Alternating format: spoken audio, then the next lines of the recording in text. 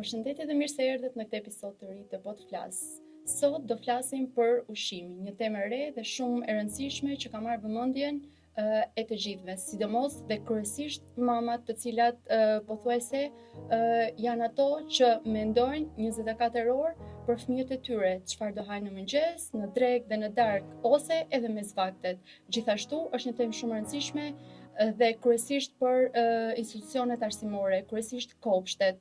Sot do flasim për këtë temë dhe të ftuar kemi dietologe klinike Rida Basha. Përshëndetje dhe mirë se erdhët. Përshëndetje dhe kënaqësi. Faleminderit. Dhe gjithashtu kemi edhe Nikolasin. Përshëndetje dhe mirë se erdhët. Përshëndetje, kënaqësi që jam. Faleminderit. Ashtu siç edhe e theksuam, është një temë që mamat kryesisht janë ato të shqetësuara dhe me mendime se çfarë do bëjnë dhe çfarë fëmija e tyre do ha dhe të haj në atë mënyrën më të shëndetshme të mundshme. Pa filluar akoma që të hym në perspektivën tuaj, nëse nuk do ishit një dietologe, si e do shikonit sot aktualisht ushqimin dhe ushqyerjen e fëmijëve dhe adoleshentëve? Nëse nuk do isha një dietologe, do ta kisha parë në këndvështrimin që kushdo e shikon, por nuk mund të dalë dot në roli, dhe aq më tepër kur bëhet fjalë për një temë sensitive si ushqyerja e fëmijëve, e cila nuk është vetëm ushqyerja e një fëmije tëndin, por ushqyerja e një brezi i cili nesër do të jetë që do të jetë e ardhmja dhe do të pasojë dhe do të trashëgojë sëmundjen ose shëndetin. Sot e shoh pak më të ndërgjegjshme masën dhe popullatën dhe kryesisht nënat karshi fëmijëve, por përsëri fakti që janë më shumë të tunduar nga po themi dyqanet afër shkollave, mënyra se si marketojnë ushqimet e pashëndetshme, ishujt e supermarketeve që janë gjithmonë me ushqimet jo të shëndetshme, kjo edhe si një formë karemi për fëmijët apo. Dhe patjetër që ka ende punë për të bërë, por le të themi që jemi deri diku në rrugën e dur, nëse më përpara shikohej dietologjia dhe mënyra e dur të ushqyerit si thjesht një trend apo ndoshta luks, pra kush merret me këtë, tani e kanë kuptuar që në fakt ushqyerja, dobësimi, pesha nuk kanë lidhje vetëm me çështjen estetike, por në thelb me vetë shëndetin. Kështu që le të shpresojmë që jemi në rrugën e mbar. E qartë. Për Nikolasi një pyetje, kështu, cili do ishte një nga ato ushqimet që dëshiroj ta haje, por nuk e ha sepse e di që nuk është e shëndetshme, nisur ndoshta edhe nga ajo pjesa që mami thotë që duhet, kjo duhet dhe kjo nuk duhet për të ngrënë. Unë gjërat e pashëndetshme zakonisht i ha fundjavave, por çdo ditë mund të zgjidhja ves poshe dhe avokado. E qartë. Po në shkollë. Në shkollë marr me vete kështu si tip tosti, lërë me gjalp, domate dhe kastravet. E qartë, po shokët e tjerë si shikojnë ato ushqimin, ose kanë ushqime të ngjashme, të shëndetshme të flasin? Të shëndetshme vetëm pak, 2-3, shumica janë me patetina, Montebekro. Atë që tha edhe mami, që shikojnë aty tek marketet afër shkollës. Nga gjithë eksperienca juaj normalisht në këtë fushë, është edhe ushqyerja që fillon që në moshë të hershme.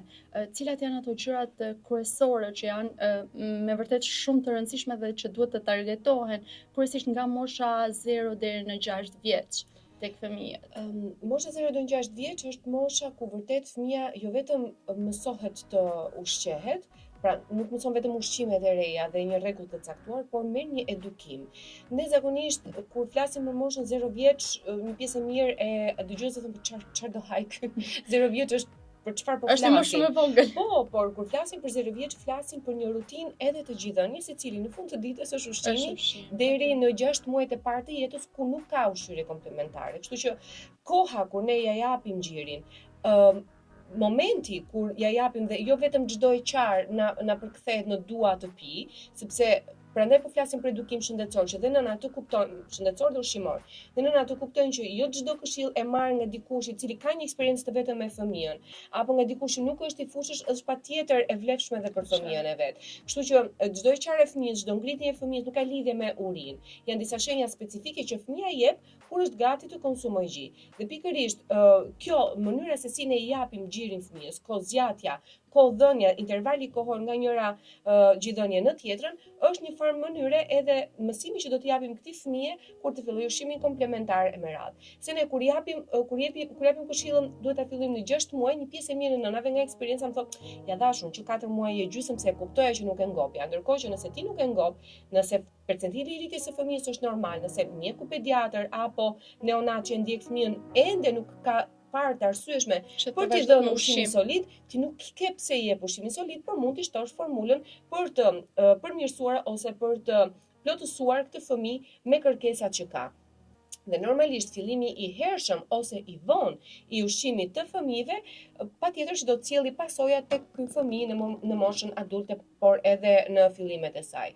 Kështu që çdo këshill që jepet, nuk jepet as për të paragjykuar një brez paraardhës tonë që janë kryesisht nënat edhe gjyshet që janë deri diku më thonë se gjithmonë armiku i mamave të reja, as për të kundërshtuar mjekun dhe as për një gjë tjetër, por përkundrazi është gjithmonë fokus fëmia, i cili do të ushqehet shëndetshëm, por do të marrë një rutinë të duhur të ushqyere, sepse gjitha është edukimi, nuk është vetëm çfarë do ham, është dhe edukimi, pra respektimi vakteve, koha e duhur, pse duhet ai ushqim, çfarë lloj kombinimi na duhet e kështu me radhë. Se fëmijët nuk dinë, fëmijët edhe për një arsye të pacaktuar mund të kërkojnë ushqim që nuk ka lidhje fare me urinë, sikundër nuk mund të themi hey shikoj se nuk është ora tani, por duke gjetur një mënyrë të duhur bashkëbiseduese me fëmijën. Kështu që 0 deri në 6 vjeç është koha kur fëmia vërtet forcon rrënjët në gjitha kuptimet e fjalës, por edhe mëson se kur vërtet trupi i tij duhet ta ndjej urinë edhe duhet të hajë. E qartë. Tham që 0 është shumë moshë e hershme dhe normalisht fillon që me ushqyerjen me zhi. Sa gati ose sa informacion ose ndoshta sot nga gjithë ky bum informacioni prindrit edhe keq informohen ose është ajo pjesa që nuk ju përshtatet sepse eksperiencat janë të ndryshme siç edhe ju e cituat, por nënat sot hasin vështirësi të tilla që fëmia im është 6 muaj dhe nuk ka filluar me ushqimin, çfarë duhet të bëj? Ka kërkesa të tilla drejt profesionistëve se si mundet ose kur duhet fëmia im të fillojë ushqimin? Në fakt, informacioni është dhe nuk është mohuar asnjëherë, as nga pediatrit, as nga dietologët. Gjithë problemi qëndron tek, si të themi, tek vetë nënat, të cilat ndonjëherë edhe nëse janë të le të themi nuk do të përdor termin e paditur, por nuk është turp dhe ta themi se çdo njeri është i paditur në një fushë të caktuar të jetës, përsëri kundërshton. Pra, unë kam bërë dalje pafund dhe kam folur për 1000 ditë e para të jetës dhe kryesisht dhe kur botova librin 0 deri në 6 vjeç, një pjesë e mirë e komenteve ishin denigruese të tipit çfarë kanë bërë gjyshet tona, me çfarë jemi rritur ne, e të tjerë e tjerë. Dhe pastaj vinë edhe ankohen që fëmia ytyre është mbi peshë, ose ka probleme me ushqimin, ose është pikitër. Pra, kur ty të jepet informacioni, ti dëgjoje. Ke mjaftueshëm mundësi për ta konfirmuar burimin e informacionit, a është i saktë apo jo e tjerë. Ke mundësi për të konfirmuar dhe personin i cili po flet. Dhe fatmirësisht deri tani pediatri dhe dietologu të paktën në këtë pikë gjithmonë kanë qenë dakord. Do të thotë që këto rekomandimet që ne japim as nuk janë sajesat tonat, as nuk i pam në ëndër. Përkundrazi, po pikërisht, përkundrazi, as nga eksperienca personale, sepse unë jam dietologe, por nuk nisem kurrë nga mënyra se si e kam rritur Nikolën. Janë gjëra shkencore. Janë gjëra të tjera, absolutisht, sepse çfarë kam bërë me fëmin tim, jo patjetër është një model që duhet ta bësh ti me fëmin tënd. Ama një rekomandim që jepet nga organizata botërore e shëndetësisë, nga ESPEN apo nga shoqata të tjera pediatrike, sigurisht janë ato që duhet ti bazohemi dhe të këshillojmë. Kështu që pak më me kujdes nënat kur dëgjojnë informacionin, sepse në fund të ditës është pasqyra që po bëjnë tek fëmijët e tyre. Nëse unë them që qumshti i lopës nuk duhet jepet deri në 1 vjeç, ti më shaj sa të duash, nuk duhet jepet dhe arsyet i kemi shpjeguar. Kështu që unë mendoj që nënat kanë informacion, por duan ato ta përdorin apo jo është tjetër gjë. Nëpër kopshte, pjesa e orareve ose pjesa e ushqimit, vlerat ushqimore janë të përshtatshme për fëmijët e moshave deri në 6 vjeç kryesisht sa janë aty në kopësht.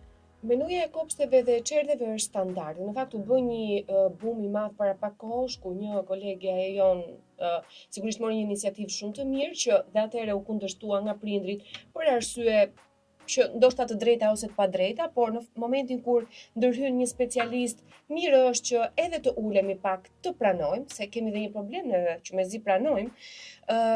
Megjithatë, unë mendoj që ka ende punë për të bërë, sepse menuja është standarde, nuk ndryshon sipas tinëve, është gati e njëjta. Deri diku fëmijët kanë nevojë për diversitetin, për shëllëmshmërinë e të tjerë. Ti do thuash okay, se në kopë është ai një vag do haj. Por institucioni i kopshtit apo i shkollës nuk është vetëm edukimi i mësimeve, i librave e tjerë. Është edukim në tërësi. Pra ti e zhvillon fëmijën dhe jep informacion nëpërmjet veprimeve që ofron. Qoftë në ushqyerje, qoftë në oraret e gjumit e tjerë. Pse themi gjithmonë sa e kam fëmijën në kopësht, më ha dhe më flen, shpim bënami. Pse? Sepse normalisht fëmia, unë e kam thënë gjithmonë, deri në një farë moshe të caktuar 10-11 vjeç është një sfungjer që thith çdo gjë në formën e informacionit apo të veprimeve. Kështu që mendoj që ka pak punë për të bërë dhe le ta quaj po të flasin si një thirrje për bashkim më shumë të forcave tona si profesionist, duke e parë njëri tjetrin si bashkëpunëtor për një qëllim të caktuar dhe jo si armik, konkurrent apo diçka tjetër. Unë kam qenë gjithmonë e hapur për të marrë iniciativa të tilla, sidomos kur bëhet fjalë për tek fëmijët, por e tham, e kemi të vështirë të pranojmë ne shqiptarët. Domethënë e kemi të vështirë të pranojmë pse Alerda e bëri këtë iniciativë, ndërkohë që të shohim, okay, çfarë benefiti kam unë nga kjo gjë, le të futemi kësaj gjëje. E qartë. Fëmijët konsumojnë mëngjesin, por Nikolasi si e shikon pjesën e mëngjesit, dëshiron Të la mami të ikësh pa mëngjes shkollë. Do me thënë ne duhet të hash. Okej, çfarë janë ato ushqime që të pëlqejnë dhe nuk të pëlqejnë te konsumimi i mëngjesit? ka raste që ha dhe i qumësh me granole, po zakonisht një mëngjes që unë preferoj është vezë, një gotë qumësh dhe bukë me gjallë. E qartë, ka patur ndonjë ditë që ke vajtur në shkollë pa mëngjes?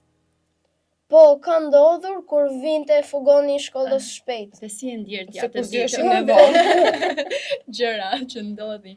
Si ndihesh ti kur han mëngjes dhe nuk han mëngjes?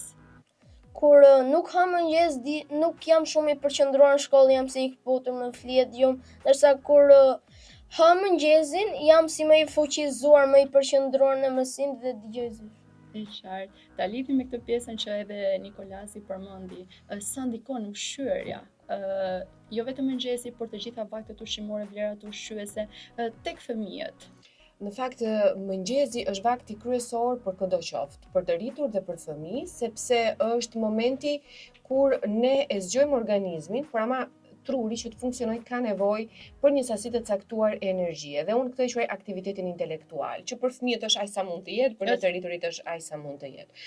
Por të gjitha vaktet kanë rëndësinë e tyre pa diskutim dhe ushqyerja vërtet ka rol të rëndësishëm në përqendrim, në elokuencë, në fokus, në eficiencë dhe patjetër edhe në IQ, pra në koeficientin e inteligjencës. Dhe ne e dim shumë mirë tashmë, dhe jo më kot po bëhet një zhurmë shumë e madhe që shqyr erdhi edhe kjo vale në Shqipëri të flitet për 11 ditë e para të jetës, pra ja që është e vërtet që ushqyerja, nutrientët e duhur, vitaminat, mineralet e duhura, që në momentin e ngjizjes ose përpara saj dhe derisa fëmia është 2 vjeç, janë ai themeli bazë për zhvillimin intelektual, kognitiv dhe behavioral të fëmijës. Dhe pa diskutim janë ushqime specifike, të cilat vërtet lidhen me inteligjencën e një fëmije. Nuk po flasim me vullnetin apo sa mëson një fëmijë apo jo. Kjo është tjetër gjë, por po flasim me inteligjencën e lindur të një fëmije, kapacitetin zhvillimor të një fëmije e të tjera me radhë. Dhe sigurisht nëse do ta përmbyllem me fjalë, po, ushqyerja ka një rol thelbësor, marrja antioksidantëve, e fibrave të duhura, marrja e mineraleve të caktuara, marrja e vitaminave në një moshë të caktuar 0 deri në 5 vjeç e të tjera me radhë, dhe patjetër rishikimi këtyre vlerave në një periudhë moshore, sepse ne themi pediatri thotë X vitamin deri në 5 vjeç dhe ne pastaj e lëm. Por pediatri nuk di çfarë ndodh me fëmijën tënd pas 5 vjetësh. Nëse ti nuk shkon të bësh kontrolle të rutinë, nëse ti nuk i bën ekzaminimet e gjakut, nëse ti nuk e vlerëson, dhe sot nuk është turp ta çosh fëmijën tek psikologu dhe pa një arsye. Sepse ti duhet me patjetër të dish zhvillimin e këtij fëmijë. Ne dëgjojmë, ky imi foli 2 vjeç, ky imi foli 1 vjeç, nëse s'ka gjë, kështu ka folur daj, kështu ka folur tezja. Kohët ndryshojnë, krahasimet janë të gabuara në çdo gjë. Jo po i ngjajti babait, jo po i ngjajti mamas. Çdo gjë ka ndodhur në një fazë të caktuar. Babi dhe mami janë ushqyer nga prindër ndryshe, ndryshe, janë rritur në një epokë ndryshe, kanë marrë një rrezatim ndryshe, kanë jetuar në një mjedis ndryshe, ndërkohë fëmijët sot janë tjetër. Dhe ai vendi ku jetojnë 9 muaj, sot është pra barku i nënës, është shumë herë më i predispozuar për të përsuar ndryshime që ndoshta vite më parë nuk mund të ekzistonin. Kështu që unë bëj vërtet thirrje, unë fëmin tim jam shumë e kujdesshme, sikundër mund të gaboj diku, mund t'i lë një dhëmb për shembull, por jam nuk janë të fushës. Po që nuk janë të fushës, por jam përpjekur që të mos kem kompleksin që fëmia im të ketë nevojë dhe të bëjë një vizitë, po themi një konsult te psikologu, një konsult tek pediatri, apo ekzaminime të rutinë, sepse sa më shpejt të kapim në kohë një problem, aq më mirë është, dhe sa më shpejt jemi të sigurt që nuk ka asnjë problem, aq më mirë jemi sepse ti fokusohesh dhe bën gjërat e tjera. Kështu që nuk ka absolutisht ngërç, nuk ka pse të ketë ngërç të pranuarit një problem nëse ekziston ose jo. E qartë, përmendëm pjesën që normalisht ndikojmë pozitivisht te fëmia, por është ajo pjesa që vjet re dhe pjesa e rritjes së agresivitetit dhe impulsivitetit tek fëmijët. Sa lidhet kjo dhe si lidhet dhe cilat janë arsyet që ndikojnë? Shiko, flitet shpesh për ADHD, mos të flasim dhe studimet kanë treguar që në fakt ushqyerja e nënës gjatë shtatzanisë dhe 2 vitet e para të jetës janë definitive për përcaktimin e shumë problemeve neurozhvilluese. Dhe një ndër to mbetet autizmi dhe ADHD-ja. Pra, unë nuk po them që ushqimi është definitiv, por është një ndër shkaqet i cili ndikon në zhvillimin e mikrobiotës intestinale, e cila përmban disa baktere përgjegjëse për këto probleme, nëse mund t'i quajmë të tilla. Kështu që agresiviteti patjetër që është një ndër problemet që zhvillohet nga kequshqyerja ose që mund të nxitet nga kequshqyerja, por jo çdo problem neurozhvillues ka lidhje me ushqimin, që të kuptojmë. Por është një ndër faktorët e modifikueshëm, se për çdo problem, për çdo sëmundje, për çdo patologji apo anomali, ka faktor të modifikueshëm dhe të pa modifikueshëm. Ushqimi fatmirësisht është i modifikueshëm, stili jetesës është i modifikueshëm. Pra, nëse një çift planifikon shtatzani, ka shumë në dorë të menaxhojë duanpirjen, alkoolin, aktivitetin fizik, peshën e vet etj. Dhe në këtë rast nuk mund ta ketë fajin, wow, si më doli çafati paska, nuk e ka fajin fati.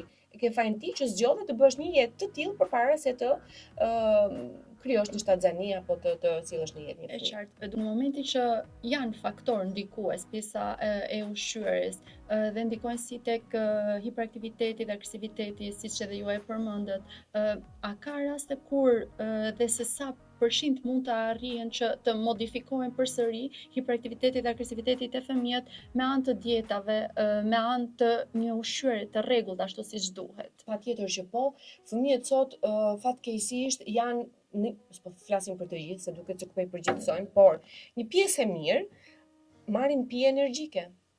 Marrim gjithkohës patetina, çokolata etj. Që për çokolatat është tjetër kontekst kur flas për çokolata, flas për ato të pakontrolluarat me shumë qumësh etj. Konsumojnë gjithmonë fast food.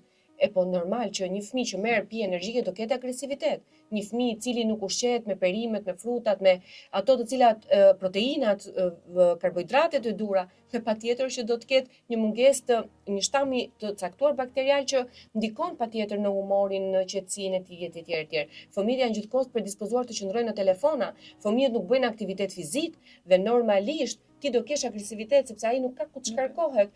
Pra, prandaj është shumë e rëndësishme vendosja në aktivitet fizik, qoftë kërcimi, qoftë basketbolli, futbolli, se e dim që tani kufizimi i parqeve apo i ambienteve ku fëmia mund të luaj si në brezin ton është i kufizuar, por nga ana tjetër ka edhe kurse edhe të tjera. Ose kohë që ti kalon me fëmijën. Sigurisht unë e di sepse jam vetë një prind i cili bën një jetë shumë të zhurmshme, intense, shko këtu e shko atje, bëj këtë bëj atë, po ama nuk ka shumë rëndësi sa kohë rri ti me fëmijën se sa cilësi ka ajo koha që ti rri me fëmijën. Dhe një pjesë e mirë e prindërve nuk qëndrojnë me fëmijët. Në kohë cilësore po flas jo në sasiore, se siç ka edhe nëna që janë gjithë ditën në shtëpi dhe pra fëmijët janë të dalë nga rruga e Zotit, themin në terma. Dhe unë e shoh në moshatarët e Nikolës, me vajza apo me djem të kësaj moshe që kanë një fjalor të jashtëzakonshëm që unë nuk e pranoj dot. Nuk e pranoj dot. Kjo është mungesë cilësore e kohës që një fëmijë ka me prindin e vet, dhe patjetër të gjitha këto përbëjnë ato që quhet stil jetese. Se stili jetese nuk është vetëm ushqimi. Patjetër. Absolutisht jo. Është koha e gjumit. ai qëndrimi në telefon që po përmendja ndikon në melatonin, ndikon në prodhimin e sekretimit nga gjëndra pineale. Ne e dim që është e bërë me mikrokristale që e thithin energjinë e rezeve blu nga telefonat e kudiun. Kështu që e gjitha kjo përkthehet në agresivitet. Fëmia diku do ta nxjerrë mungesën, kërkesën për prindin, mungesën e aktivitetit e të tjera dhe kush është mënyra? Agresiviteti. E qartë. Një ditë që kalon me mami dhe me babi, një fundjavë kështu, duke ngrënë ca snacksa, ndoshta që me që fundjava të gjithë e kalojnë pak atë. Si është për ty, Nikola? Po tani, se edhe mami e thot shpesh pacientëve, nëse keni ndonjë fest ose fest që shkoni ditëlindje, hani diçka, po jo ta kaloni. Jo ta abuzoni, se nuk është një lloj të hash një 3 leçe, po e marrim si shembull, dhe 5. Me 1 është okay. Se e kërkon trupi vet. Duhet ta hash. Po. 5 janë shumë. Dhe rritet dhe sheqeri gjak. Po ndonjë ushqim që ti nuk e han asnjëherë që nuk e ke provuar, por nuk dëshiron më dhe nuk zgjet që ta hash. Djathin, e kam pasur që i vogël këtë gjë, nuk më pëlqen shijat e ai, po ama kur kam qenë te Paurkici te Ardithi, te Paurkici, atje më ran që sa herë që gjeje pyetje gabim, duhet të haje ushqimin që nuk e pëlqen. Po, djathin. Atje unë e hangë, po ishte i mirë. Dhe që aty në vajta lojën. Dhe pastaj vazhdon që ta pëlqesh djati? Apo ka Vetëm shmbetje atë e Arditit, domethënë shkojtë në Arditit çfarë djati kishim se Nikola me vërtet me djatin ka pas probleme. Ndodhi për një episod se ca fjalë që janë të gjysheve ose kështu histori urbane, legjenda janë të vërteta, me sa duke në një periudhë stazanizëm me Nikolën, mua mu neverit themi djathi, pavarësisht se jam një ngrënëse e madhe bumetrave pavarësisht frekuencave që duhet konsumojmë, dhe çuditërisht Nikola asnjëherë nuk e ka pëlqyer djatin përjashtuar atë të Arditit, edhe ja kemi vënë emrin djathi Pavorkicit. Okej, kjo do mbetet kështu gjithmonë ai djati pavarësisht se nuk e pëlqeni, por me një ka një lloj shije të mirë përsëri. Ajo që e tha edhe Nikola e pjesa që ndihet më energjik, ndihet më mirë, ndihet më sikur e ka mendjen më shumë në mësim, më i angazhuar, i përqendruar. Ndonjë ushqim që është ai që ndikon më shumë se sa ushqimet e tjera?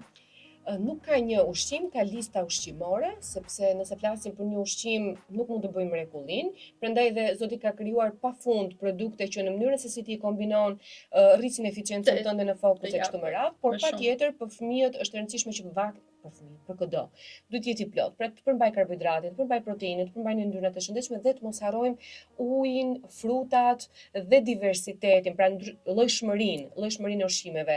Sigurisht ti mund të mbash të njëjtin karbohidrat gjithmonë, të njëjtin fruti, por në ndrimin e stinëve bëhet ndrimi i shportës ushqimore në shtëpi dhe patjetër përpiquni që çdo ditë të jenë ushqime të ndryshme. Dhe nuk është fare nevojshme të kërkojmë ushqime që janë të shtrenjta apo që nuk i gjejmë dot, fruta egzotike, okay, për qef patjetër që po, por duhet kuptojmë edhe një gjë që ne jemi përshtatur për një zonë caktuar, ai në Ekuador për atë vendin e vet, kështu që nëse ti nuk hëngre një ditë frut dragoj nuk bëhet hataja, ama nëse ti nuk ha për ditë fruta të sezonit, të stinës, të vendit tënd, patjetër që nuk është mirë, sepse fillojnë ato deficienca vitamina minerale, kështu që nuk ka një ushqim, ka një listë ushqimore dhe lista nuk është fare nevojshme ta them unë, ne jemi koshient se çfarë ka në secilën stinë. Kështu që natyra të thret vet, ne s'dim ta gjejmë. Kjo ishte e bukur. Ka për shumë në raste në përditshmëri, në kontakte të ndryshme shtëpisa që fëmia mund ta shikosh një fëmijë që është shumë i shëndetshëm. Nuk konsumon asgjë nga këto snackse që mund të gjesh në market të gjitha paketina të konservuar çfarëdo qoftë, por është shumë i fiksuar dhe konsumon nga mëngjesi deri në darkë vetëm ngjyra brumra, që baza është brum. Dhe prindi është i shqetësuar normalisht sepse nuk mund as nga frutat asnjë lloj fruti, dhe është ajo pjesa me çfarë duhet ta nisi tek ky fëmijë në rastin konkret. Me bisedë, gjithçka niset me bisedë, sepse një fëmijë me bisedë dhe model. Nuk mundet dot që unë të ha patetina dhe Nikolës t'i them ha gjellë me patlıcan. Se është normale, se e para gjë fëmia që do të bëj pyetjen, po ti pse ha kështu? se ti je modeli i parë që fëmia shef. Kurse nëse ti bisedon që po, ne mund ta konsumojmë patetinën kur të veshte nëna dhe e di shumë mirë që kush disa histori të fshehura ka Nikola me nënën. Sekrete. Ka sekrete. Foj mami kishte. Po si të marrë kishte nëna. Po ama nëse ti bisedon i bën të kuptoj fëmijës pse. Pra fëmia nuk do mos e bëj. Fëmia do argument.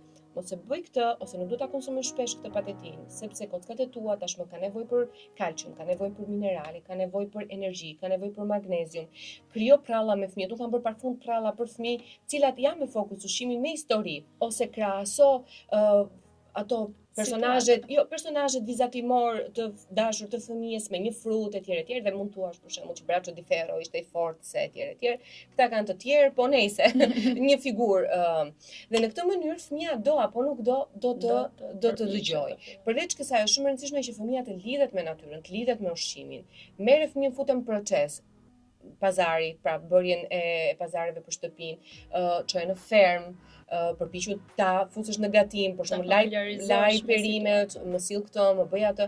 Në këtë farë forme, fëmia është më i angazhuar. Dhe tek libri 0 deri në 6 vjeç, vërtet është 0-6 vjeç titulli, por libri është për gjithë familjen. Janë këshilla çfarë duhet bëj babai në shtëpi, nëna, fëmia vet, si përfshihet, sigurisht nuk i them skuq. Tani i them se është i rritur, po as nuk i them hap furrën në një moshë më të vogël, ama ka patjetër ushtrime dhe mënyra se si fëmia të përfshihet në gatim duke filluar ta dashurojë ushqimin edhe gatimin patjetër. Kështu që biseda është. E qartë. Çfarë është një fëmijë i shëndetshëm për ju?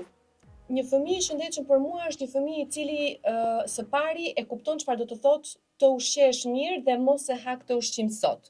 Pra ka arritur të perceptojë pse kjo këshill është e vlefshme ose jo, dhe patjetër kur ai është i shkathët, lëviz, ka një imunitet të fuqishëm, pra nuk është shumë vulnerabël ndaj virozave, edhe pse për fëmijët deri diku është normale derisa të fitojnë imunitetin, është një fëmijë i cili ka një zhvillim normal, është një fëmijë i cili ka një bilanc të ekzaminimeve të gjakut normal dhe është i dobët se thot tezja, apo është i shëndosh se thot tjetri? Jo. Fëmia mund të jetë shumë i dobët dhe është shumë aktiv dhe kjo nuk ka lidhje. Nëse ai ushqehet mirë, nëse merr të pesta vaktet, nëse përdor ato llojshmërinë e ushqimeve, nëse i referohet frutave perimeve të sezonit etj, ajo që duket nuk është gjithmonë ajo që është.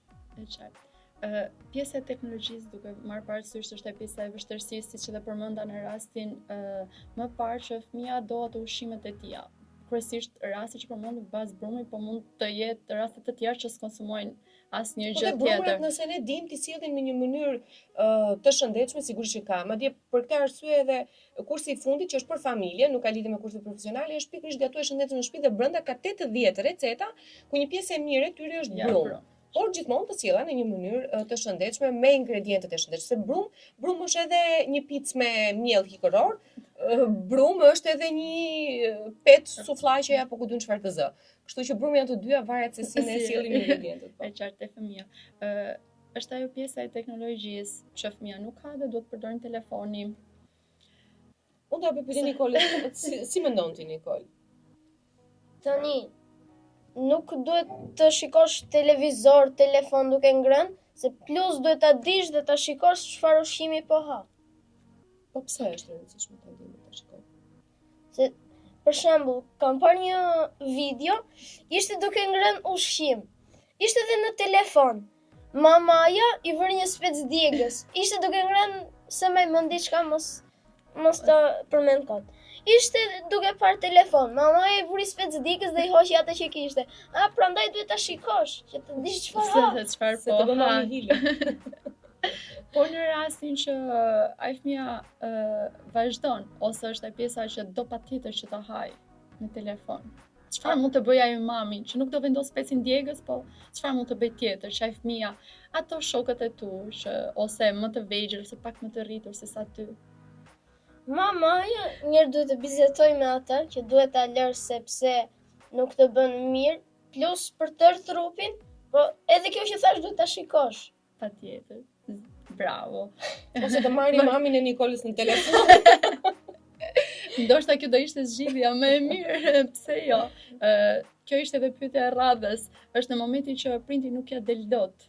Çfarë duhet të bëjë dhe ku duhet të drejtohet në raste të tilla?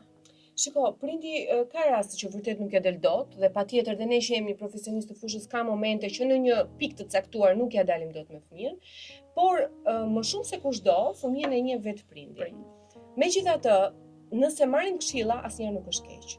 Sigurisht ti do këshillohesh me dietologun, me psikologun varësisht problemit që ke, po pastaj do dish atë këshill t'ja përshtatësh fëmijës tënd.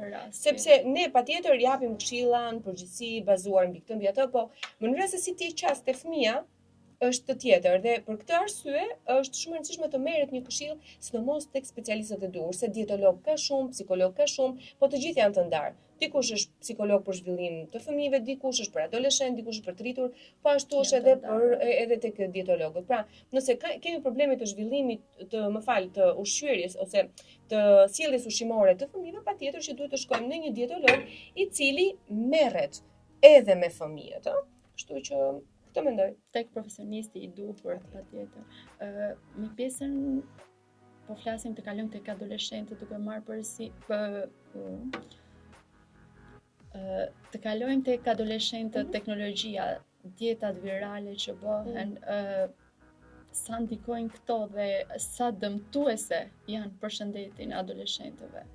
Adoleshenca është në një fazë ku fillon sa ta njohë veten dhe ta humbasi veten, sepse është në një fazë tranzit të hormoneve dhe është faza ku vërtet duhet patur shumë kujdes si nga nëna dhe nga vetë fëmia për të ushqyer dhe fatkeqësisht prania e modeleve të caktuara në rrjetet sociale është herë pozitive dhe herë negative, po më shumë është negative dhe çuditërisht adoleshentët janë të prirur të zgjedhin modelin e gabuar. Kjo për një arsye, së pari ofrohet në një mënyrë shumë të shpejtë dhe normalisht adoleshentët duan zgjidhje të shpejta dhe tani edhe të rriturit tashmë duan zgjidhje të shpejta dhe tjetra, asnjëherë këshilla e prindit për adoleshentët nuk është e durë, gjithmonë dikush tjetër di më shumë se sa prindit e tyre. Dhe modelet që ofrohen, dikush me forma të jashtëzakonshme që patjetër nuk është bërë për 15 ditë, apo një tjetër me me një metodë jo të duhur, adoleshenti e përthith çdo informacion që ti ja jep, se mos kur është i gabuar. Dhe patjetër që kanë ndikuar negativisht dhe prandaj kemi probleme tek adoleshentët me bulimi, anoreksi apo probleme të tjera që lidhen me çrregullimet e të ushqyerit, por që nuk është problem që lidhet vetëm në atë çast. Së pari këto janë të lidhura me trauma të caktuara të hershme, që nuk janë sjelljet, çrregullimet e ushqimit nuk janë vetëm me ushqimin. Pra së pari është problem psikologjik. Trauma apo diçka tjetër nuk ka rëndësi, por që është problem psikologjik dhe prandaj në këtë rast nëna duhet të ketë një kujdes shumë të madh sepse nuk është as dietologu që bën punën as psikologu, por është bashkimi i këtyre të dyve apo dhe shumë disiplinave të tjera që mund ta sjellin në rrugë të fëmijë. Dhe është momenti ku vërtet prindi thotë dorë, është adoleshent, nuk merrem më me të. Po aty duhet merresh më shumë. Sepse aty është ajo pjesa fikse që dhe ju e thatë, është pjesa më e vështirë, fillon pjesa e imazhit për veten, format tani, sidomos dhe fillon vlerësimi i për veten që mund të jetë ose nën ose mbi vlerësim në atë periudhë, edhe një pjesë e mirë adoleshentëve pësojnë kriza identiteti në adoleshencë vetëm për hir të kësaj arsye sepse nuk janë dot si tjetri, bullizimi apo sharje se bullizim ka pasur çdo kohë, por ne të shkretët se dinë ç'është bullizim edhe e kemi kaluar, po krahasimi është shumë i keq. Pra ata krahasohen me modele që ai mund të ketë 3 vjet palestër, dikush tjetër ka bërë regjime të tjerë, po kanë dalë këto metodat e shpejta tani që ata mendojnë se nëse i bëjnë do t'ja dalin ban. Pjesa e fasting, sepse shumë njerëz, por kryesisht adoleshentët që janë të ndikuar nga rrjetet sociale, pikërisht sepse duan atë rezultatin e shpejt, deri në çfarë pike mund të arrijë, domethënë pjesa negative ose ndikimi që ata kanë tek adoleshentët. Po flasim nga ana e shëndetit. Patjetër, si kundër po e thoja, gjithçka që shohin është negative, pra le të themi kanë një ndikim negativ sepse nuk dinë dhe ta perceptojnë. Kur flasim për fasting, nuk ka asnjë arsye që një adoleshent të bëjë fasting pa rekomandim. Fasting është një terapi dhe quhet dietoterapi, pra që kur flasim që kur themi fjalën terapi e kuptojmë që nuk mund të bëhet nga kushdo, sidomos duke kthyer në formë një stili jetesës, kështu që nuk gjej arsye që një adoleshent të bëjë fasting apo keto apo ku diun metoda të tjera që nuk patjetër dhe keto dhe fasting janë të rëndësishme, por për një kategorizim të caktuar pacientësh, jo individësh, pacientësh. Kur mjeku referon për arsye X që dietologu duhet patjetër t'i bëjë këtij individi një dietë keto apo fasting dhe sigurisht kur flasim për fasting dhe për keto janë dieta hipokalorike dhe të njëanshme. Keto është e njëanshme sepse heq proteinën, një element thelbësor në formimin e hormoneve, ose mban disa të tjerë bëjnë ca dieta që heqin fare karbohidratet, një tjetër element thelbësor për formimin e hormoneve po ashtu, apo për rregullimin e kolesterolit po ashtu. Kështu që ka disa dieta të cilat ose ka disa viralitete të cilat kanë shkaktuar dëme të vërteta në perceptim një herë të ushqyerit dhe pastaj në shëndetin e individit. Kur jemi të mërzitur ose ke kaluar një ditë që s'ka vajtur ashtu siç dëshiron, çfarë ushqimi të shkon mendja më shpejt ose që do ta hash patjetër se mendon që do ndihesh më i gëzuar? Kur jam zakonisht i mërzitur ose i lodhur, nuk është se më vjen për të ngrënë ndonjë ushqim, po të rri vetëm ose të dëgjoj muzikë. Se kam ushqim. Siç edhe tham pjesa e humorit, çfarë janë ato ushqimet që kur nuk jemi mirë në humor të mirë ose kur jemi në humor të keq, çfarë janë ato ushqimet që mund ta teprojnë me konsumimin e tyre dhe mund të ndikojnë negativisht në shëndetin? Në fakt, Nikola është specialist i trurit të dytë, na shpjegon pak para se mami të japi sqarimin për ushqimet se si funksionon këtë punë humorit. Në zorrën tonë është një bakter që janë disa bakteri, jo një, janë disa bakteri të cilat janë të shëndetshme. Dhe kur ha shëndetshëm, Kush quhet për shembull shëndetshëm? Fruta, perime. Kur ha shëndetshëm, ato bakteret marrin vlerat e ushqimeve, e nevojshme të ushqimeve dhe formojnë hormonin e lumturisë dhe lumturohesh. Po kur ha? Kur ha shëndetshëm, kur ha jo shëndetshëm, je si i lodhur, nuk je i lumtur. Asa ti mund t'jesh i lumtur pasi ke ngrënë një suflaqe ose me zor e fret, po je i lodhur. Ço ndodh pastaj? Të mbarku. Dhe mbarku. Okej. Atëherë, në terma të përgjithshëm, kur flasim për keq ushqyerje nuk i referohemi vetëm se një ditë hëngrëm një suflaqe me që Nikola Azuri, por i referohemi nëse një regjim nuk ka qenë në përgjithësi i shëndetshëm. Pra, ka filluar me mungesën e mëngjesit, gjatë ditës konsumon çfarë na dal përpara etj. Por kjo kur ndodh në frekuenca të vazhdueshme, se nuk po flasim për një ditë, për një fundjavë, për 15 ditë në plazh, që patjetër dhe ato na krijojnë diskomfortet intestinale dhe është periudha ku vërtet shumica e njerëzve kanë probleme me zorrën, por nëse ne këtë gjë e kemi rutinë, pra stil jetese, patjetër që shumë bukur e tha Nikola, që ajo mikrobiota jonë nuk do të marri nutrientet e nevojshëm për të ushqyer, pra prebiotikët. Dhe patjetër nëse nuk arrim do të marrim fibrat, prebiotikët ose atë kohën e dur të vakteve, shëndetshmërinë e vakteve etj. Kjo mikrobiota do të jetë e varfër në ushqyerjen e vet dhe patjetër nuk do të prodhoj hormonin e lumturisë ose nuk do të prodhoj postbiotikët, por do të prodhoj më shumë gaz duke krijuar diskomfortin intestinal. Kështu që humori në mënyrë të padiskutueshme lidhet me ushqimin, edhe mungesa e humorit lidhet me problemet të ushqyerit. Madje studimet kanë treguar që dhe ankthi është shumë i lidhur me keq ushqyerjen dhe shëndeti i zorrës përcakton në një farë mënyre çfarë ne mendojmë si ne sillemi, si ne ndihemi, pra është një term i ri në shkencë që quhet mood food. Pra si të ushqesh në varësi të humorit apo si humori ndikon në ushqyerjen tënde, kështu që patjetër që po ushqimi mbetet, duam apo nuk duam ne, mbetet themeli i çdo gjë dhe në cilin do specialitet mjekësor të shkojmë, e para gjë që dëgjojmë është kujdes dhe me ushqimin. Pra mbushet receta me ilaçe, pastaj thotë kujdes me ushqimin. Kështu që tregon vetë rëndësinë e gjitha kjo. E qartë, cilat janë ato ushqime që ju tashmë jeni ai që i sugjeroni ose në rastet tuaja klinike, thoni që ky është një ushqim shumë i mirë, por nuk ka kalorit ose ato vlerat ushqyese të duhura dhe të mjaftueshme për fëmijët, për të rriturit, për çdo. Shko, është një shprehje që thotë një lule nuk sjell pranverën. Edhe në këtë rast një ushqim as nuk bën, as nuk e zhbën problemin apo shëndetin. Kështu që e para një përcaktimi një regjimi ushqimor është në varësi të shumë faktorëve. Një ndër to është intervista, pyetësorët, siç po bëjmë bashkë një intervistë bëhet dhe pacientit apo fëmijës një intervistë duke kuptuar si funksionon ai dhe ku drejtohem. Janë ekzamenimet e gjakut, që unë të kuptoj çfarë deficiencash kemi që të shtoj aktiviteti i tij fizik dhe pastaj matjet trupore. Që kështu unë nuk mund të them dot se e njëjta i njëjti regjim mund të shkojë për shtat, për alergjen, për uritën, për Nikolas apo për këdo tjetër, por megjithatë nëse do të jap një të përgjithshme, do them ushqim mestine, ushqim të vendit, vendase, përveç se sezonit, por edhe vendase. Kështu që gjithçka që ka natyra, nuk ka ushqime specifike që unë të them këtë mos e ha ose këtë haje, sikundër të them që të 15% të gjithë regjimit tënd ushqimor se hëngre një gjë të gabuar, përsërisht, okay? Gjithmonë e kam përmendur, jemi qenie sociale. Duhet të respektuar dhe çfarë emocionet e tua kërkojnë apo atmosfera jote kërkon. A mundesh ti do të mos abuzosh? Bravo. Nëse nuk mundesh, është okay, nesër ktheu regjimit. Në varësi të kërkesës që vjen nga prindri ose i rritur ose kushdo qoftë ai, sa kohë i duhet që ai të shkojë në një gjendje normale. Atëherë, nëse flasim për menaxhim të peshës, personi mund të ketë nevojë dhe 4 muaj dhe 1 vit dhe 6 muaj. Për mua është gati ose ka arritur rezultatin pavarësisht shifrave në kilogram, kur ai ka kuptuar si funksionon regjimi ushqimor. Pra, që një pacient të arrijë në rezultatin e duhur nuk ka patjetër nevojë të përjetshme për mua. Kur them për mua, jo si yrit, si dietolog. Nëse ai dhe pas 3 muajsh është i zoti të përpiloj vetes vet një regjim bazuar në ca principe, sepse e ka kuptuar si funksionon, ai ja ka dalë mban. Se në fund të ditës me 1 vit ai mund qëndroj me mua, rritin pesh normale, arriti të normalizoj parametrat e tjerë, por çfarë ndodh pas 1 viti kur ai ikën nga varësia ime?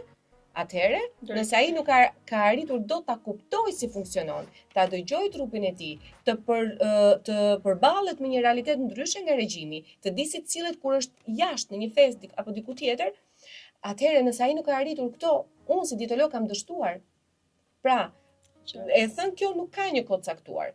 Po sigurisht, nëse flasim për patologji të caktuara, edhe këtu edukimi patjetër ka rëndësi, po tek patologjitë është diçka ndryshe, se kjo varet edhe nga biseda që bëhet me mjekët që e ndjekin, edhe është shumë mirë nëse sot arrim dot të kemi komunikim mjek dhe dietolog. Jo pa veprim të gjithë. Do ishte shumë mirë. Por gjithsesi ka mjek që kanë arritur ta pranojnë, ka të tjerë që jo, gjithsecili bën zgjidhjet e veta, po nëse dalim te pacienti e sheh vet deri ku, sepse e di që nëse ka një sëmundje e cila është kronike, për shembull diabeti, ai nuk mund të jetojë 100 vjet me një dietolog.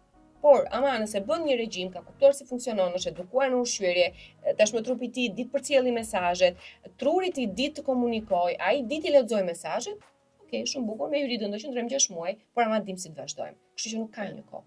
E qartë. Në rastin konkret kur është i rritur, arrin që ta shikojë dhe ta kuptojë vetveten e tij. Në Shqipëri, gjatë kohës që ju jeni profesionalisht, normalisht dietologë klinike, sa kërkojnë prindrit për fëmijët e tyre që të kenë një dietologe? Shiko, prindrit kanë filluar të kërkojnë, por bëjnë një gabim. Vinë në momentin ku ka arritur kulmi. Dhe normalisht vinë duke i bërë një farë forme në thojse gjithmonë një presion fëmijës. Unë sa herë që më vinë me fëmijët ose me burrat, u them, do burri më i motër apo do ti? Apo do fëmia apo do ti? Sepse nëse do ti, nuk bëhet. Nuk bëhet. Dieta nuk është buton, as nuk është magji, as nuk është punë e dietologut. Dietologu përpilon, edukon, bën anën e vet psikologjike me bisedat e tjera. Por nëse individi që do bëj regjimin nuk është gati, ti nuk ke shanse të dalësh mban. Dhe një pjesë e mirë fatkeqësisht vjen në këtë momentin kritik ku e kanë parë që wow, ka vetë fëmia 120 kg. Tani fëmia 12 vjeç, 120 kg, çfarë bëre ti deri tani? Ti do thosh jo shumë, po të sjell ato matje do habitesh. Nuk mund të çfarë ke bërë ti deri 12 vjeç, fëmia 120 kg, çfarë ke bërë? Sot kujtohesh? Sigurisht ai fëmia është në presion, nuk duhet ta bëj thot. Se ai thot, çfarë do riun pak të. Se ideja është që ti nuk ja ke shpjeguar çfarë është regjimi ushqimor. Në momentin që thua fëmijë do shkojmë te dietologu, fëmia e di që s'do haj më, se kupton, se ti deri më sot nuk e folur me të. Do shkëputen. Pjesa e ushqimit. Përveç peshës, cilat janë ato problematikat ose pjesa e kërkesave të tjera që vijnë nga prindri për fëmijën? Po, diabeti. Ka fëmijë që edhe në moshë të vogël kanë diabet tipi 2 që nuk është karakteristik për fëmijët, ose hipertensioni arterial, kuriozisht edhe kur ka historik familjar, yndyrna të larta, triglicerid, domethënë të ketë fëmia 11 vjeç, 13 vjeç, triglicerid është alarm. Dhe këto kryesisht, pasi diabeti tipit 1 nuk është thjesht më në dorë të prindit apo të ushqimit. Mami është ajo që vendos dhe të thotë se çfarë duhet të hash. Po ti ndonjë gjë që e tha mami që nuk do e ha përveç djathit. Kjo gjë quhet neofobia, kam lexuar tek libri i mamit. Po e gjej një mënyrë për ta ngrënë se s'kemi çfarë.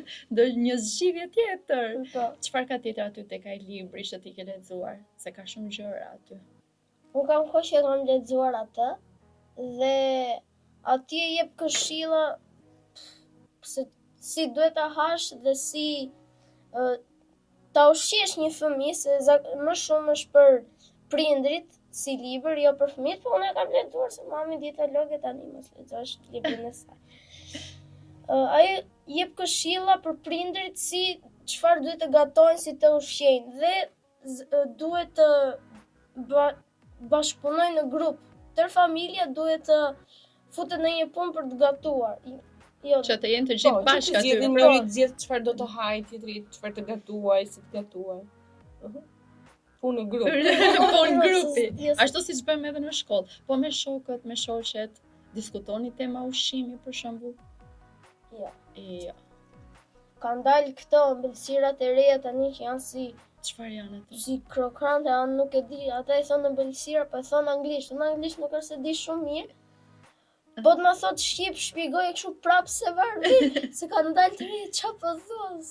Dhe të gjithë shokët duan që ta provojnë atë ëmbëlsirën që ka dalë. Po, Po kryesisht Po ku e shumë shikojnë e- ata te telefonat, në televizor, telefon. po. Po ndonjë përveç kësaj ëmbëlsirës, patatina të tjera që janë bërë shumë të famshme në telefon dhe ata vinë dhe diskutojnë aty përveç ëmbëlsira dhe nuk është se i diskutojnë, thjesht i marrin atje E, dhe i hanë. Okej. Po mësuese ndonjëherë kur keni ndonjë temë të caktuar, keni patur Në biseda? aftësim teknologjik, kur isha në klasë 4 kam bërë 2 shkolla, se nuk ndjesha mirë dhe kalova prapë te ajo ku isha. Ati, në orë të aftësimit teknologjik ishte një temë, duhet të shpjegoje për ushqimin, duhet haji shëndetshëm. Ati duhet të ftonin mami, po s'kishte kohë mami dhe më futën mua. Unë zyshën nuk se doja. Nuk e di pse, se doja. Okej, po. Ajo hante patetina, pinte pije energjike ndërkohë që shpjegonte, i thash një herë. O zysha, a është e drejtë që ju të pini Red Bull dhe të hani patetina gjatë kohës që ne na thoni, ha, ajo që tha mami, do marri Ha shëndetshëm. Më shembullin, po me shembullin. A është e drejtë që ju të hani patetina dhe të na thoni ne ha shëndetshëm. Dhe cila ishte përgjigjja e zyshës? Ngeli kështu. Po shokët e tjerë dëgjuan këtë? Ata njeri e dëgjonte, njeri punë veç s'falën fare as ata. E qartë. Veç kur ula në bankë, se ishin banka dyshe, ja po, ua, si e theti, s'ke frikë, po çfarë frikë, po thon vërtetën. Ne duhet të themi atë që mendojmë. E ke ekskluzivitet, se se ka treguar në asnjë vend, në asnjë vend. Është shumë kënaqësi që të ishe këtu në podcast. Ajo siç edhe Nikola po e përmendë pjesa, është ajo pjesa e edukimit, të thuash në shkolla. Mungon. Shumë. Mungon, shiko, në libra ekziston një temë. Por edukimi nuk është një temë, se nëse do ishte një temë, s'do bënim 20 vite shkollë, po do bënim 1 vit dhe mbaroj gjithçka. Siç ne rrisim bagazhin intelektual, duhet edhe të kemi edukimin në këtë fushë të jetës, se në fund të ditës si të themi, një brez eficient vjen nga një brez i shëndetshëm. Se nëse ti merr në punë njerëz të cilët janë të sëmurë, sigurisht nuk e ke eficiencën. Kështu që po aq sa zhvillimi intelektual, akademik i një individi, që i kushtohet rëndësi, aq rëndësi duhet edhe t'i kushtohet pikërisht ushqyerjes. Dhe duhet futur me patjetër një lëndë enkas për edukim ushqimor. Për mendimin tim, nuk mund të arrihet veç jo, se jo, me sepse themi sensibilizim, neve që është pjesa prindi, me temë duhet bëj këtë prindi, duhet bëj atë, por nuk janë të gjithë prindit dietolog, nuk janë gjithë prindit ku diun mjek. Siç unë mund të gaboj në rrugë ligjore, ekonomike etj, prandaj është ekonomist, avokat etj. Kështu që unë mendoj që duhet patjetër të futet një lëndë që i përkon ose të bëhen orë të hapura, duke ftuar dietolog, aktivitete etj. Ka mënyra nëse duam dhe jo t'i bazojmë vetëm një temi që na ndodhet te aftësimi teknologjik, se nuk mjafton. E qartë, ajo mbetet thjesht një temë. Në fund fare një orë është Një orë ai do ta mësoj për të marrë dietën, po e mësoj, po se mësoj Asnjë orë, 45 Kështu minuta. që po, duhet patjetër duhet bimësi, si themi ne, të bjeri gjithmonë këmbana se për ndryshe ti e harron çka ke mësuar një herë. Ndoshta është ajo pjesa e organizimit, sepse institucionet kryesisht private ofrojnë edhe pjesën e ushqyerjes. Po, që nuk është shumë e pasur. Kemi deri diku një infrastrukturë që mund të ushtrohet si gjë, por mbetet në Po, do më thënë ky ka 4 vjet, 5 vjet që çdo të mërkur ne e dim që ka bizele me tarator. Se tani njeriu e ndryshon pak ushqyerjen. Është e varfër, nuk mungon informacioni, patjetër që mungon informacioni. Dhe duhet kuptojmë edhe një gjë që si themi ndonjëherë nga i vogli edhe mëson, kur bëm kursin shije e shëndetit për fëmijët, ishte shumë kurs interesant. Një pjesë e prindërve më thoshte Nyrida çfarë bëre, pse mi më ndaloi kripën, më thoshte mos e hidh se na kam thënë se mos e ha këtë ose mos e bëj atë. Pra, nëse ti ja godet fëmijës me shumë butësi, se ti nëse i thua fëmijës ha patjetër ti perime, nuk ka për ta ngrënë, harroje. Po kur ti e prezanton atij te ferma që ai e mbjell vetë, e shef kur gatuan etj, ai e merr edukim dhe në shtëpi ta gjen gabimin si fëmijë dhe ja sa bukur e mori mesazhin ai fëmia. Po kursi 6 javë ishte, po jeta nuk është 6 javë. Prandaj them që nëse në shkollë ti e ke çdo vit këtë lëndën, ashtu si matematika etj, pse sa harroni tabelën e shumëzimit? E kemi gjithmonë. Dhe e përdorim gjithmonë në çdo aspekt i jetës, si kundër edhe ushqimin. E përdorim gjithmonë derisa të jemi me frymë. Kështu që unë mendoj është punëse e rëndësishme. Dhe duhet të nisë që në fëmijëri, sepse është brumi, formimja, e baza e çdo gjëje. Çfarë mund të jenë 3 mesazhe për të gjithë ato shokët dhe shoqet që do të dëgjojnë? Edhe para punës do të dëgjojnë, do e kalojnë se s'kan nerva aq i vogël. Shojnë budallishin që ose mund ta them. Dhe një Megjithatë ne japim këshillat, na dëgjojnë, një s'na dëgjojnë. një këshill mund të jetë. Hani shëndetshëm, se ti nuk ha shëndetshëm tani në fëmijëri, po ajo nuk ta jep sot, ta jet, po e quajmë nesër, në të ardhmen. Hani shëndetshëm sepse ju bën mirë për gjithë trupin, ndërsa kur nuk hani shëndetshëm nuk do të keni më fuqi dhe do shkoni do hiqni lesh dhe kokës për doktora. Mendoj që këtë duhet dëgjojnë të gjithë. Po tham 3 këshilla apo tjetër? E tha Për 3 herë më duket. shkojnë Të hanë shëndetshëm, shëndetshëm. I dha dhe arsye, dha 3 arsye për një këshill, po, okay. Ja, mendoj që kjo ishte shumë gjë e bukur kjo që the. Po nga mami 3 këshilla. 3 këshilla. Fal, për më shumë informacione, ndiqni, prandaj kam hapur faqen time në Instagram Bota e Nikola. Sa ti keni më shumë informacione dhe këshilla. Të fali këta sot. Shiko këshilla dihet, dëgjo profesionistin, dëgjo trupin tënd dhe nuk është fare e nevojshme të mendohesh gjatë se çfarë të ha, kur të ha, kushton, bën, kur e thash pak më përpara natyra shumë e zgjuar dhe të ketë çdo gjë përpara syve, thjesht nuk do ta shohësh. Ke vënë një perde xhe siç kemi ne këtu përpara, edhe nuk mundem. Ndërkohë që ti shpenzon shumë kur bën jetë të pashëndetshme, sepse dhe ushqimet e pashëndetshme kanë një kosto, por ndërkohë kostoja që ka në këto ushqime në shëndet, që tha Nikola, janë më të mëdha dhe nuk krahasohen fare me ushqimin e shëndetshme dhe sidomos ne fatmirësisht jemi në zonë mesdhetare, kemi gjithçka, në mos të gjithë secili nga ne ka një njeri të njohur apo të afërm apo një komçi që ka dikë tjetër në fshat, gjen mundësi për të ngrënë shëndetshëm. Thjesht nuk duam. Faleminderit që ishit të pranishëm. Kënaqësi. Në Po të Flas. Faleminderit për gjithë informacionet që ju ndat dhe urojmë të ndihmojmë sadopak ato që do dëgjojnë këtë video. Sadopak mjafton edhe një, ai një bëhet 2 dhe kështu përhapet një fjalë që duhet. Kështu që patjetër. Duhet të flasim. Profesionistët gjithmonë. Faleminderit. Faleminderit dhe shihemi në episodin e radhës.